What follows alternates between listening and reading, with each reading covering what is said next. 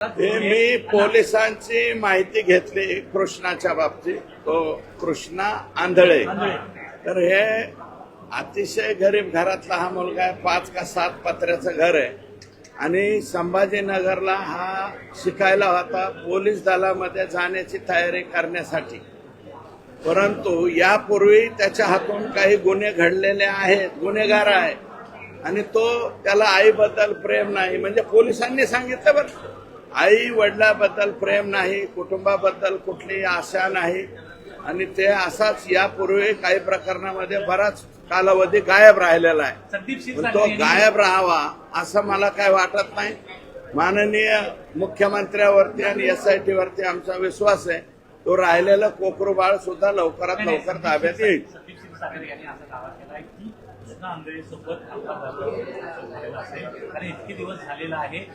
नाही, त्यांचं हे बघा, ते दुसऱ्यांदा निवडून आलेले लोकप्रतिनिधी आहे. त्यांचं मत त्यांनी व्यक्त केलेलं आहे, त्याला मी डिनाय करणार नाही. त्यांनी प्रश्न मांडलेला आहे, त्याच्यावरती ते बोलतील. अशा प्रश्नाच्या बाबतीत मला वाटतं एकदम काही बोलणं उचित होणार नाही. मी त्यांचं स्टेटमेंट पाहिल आणि त्याच्यानंतर त्याच्यावरती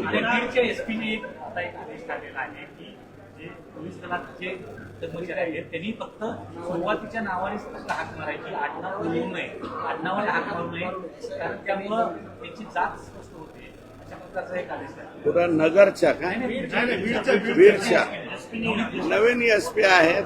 कारण मी आजोबापासून म्हणतोय ही पाळी आमच्या बीड जिल्ह्यावर का आली? बिंदू नामावलीची वास्तुशांती वाटोळं बीड जिल्ह्यामध्ये झालेलं आहे. मी 100 वेळा सांगतोय ना. मला वाटतं शोध मोहीम मीडियावाल्याने करावी. बिंदू नामावलीचं वाटोळं का झालंय ते आणि का झालंय, कुणामुळं झालंय ह्याचंही जरा थोडंसं बघा. आज SP वरती ही पाळी आली, उद्या कलेक्टर वरती येईल, जिल्हा परिषदेच्या CO वरती येईल, इरिगेशनच्या बाबतीमध्ये येईल, सगळ्याच अधिकाऱ्यांच्या वरती ही पाळी येणार आहे. सौरभ नावाच्या व्यक्तीचा मृत्यू संदर्भातली आताची निधन झाल्याची बातमी आलेली आहे. काय नेमकं प्रकरण आहे? सौरभ मला वाटतं भोंडवे नावाची केस आहे. त्या केसमध्ये काही तथ्य आहे. हे कुटुंबाच्या बाजूने मी स्वतः सुद्धा गेलो होतो. मीडियाचं इंटरेस्ट नाही दिसत त्याच्यामुळे तुम्हीच बडबड करताय. कोण बडबड करताय?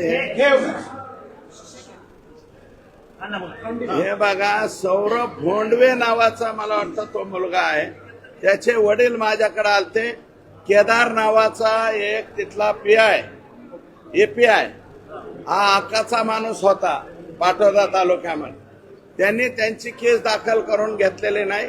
माझ्याकडे आता परत आलते. मी स्वतः SP-कडे त्यांना पाठवलं होतं आणि आता PI ला त्याची केस त्या ठिकाणी घ्यायला लावलेली आहे.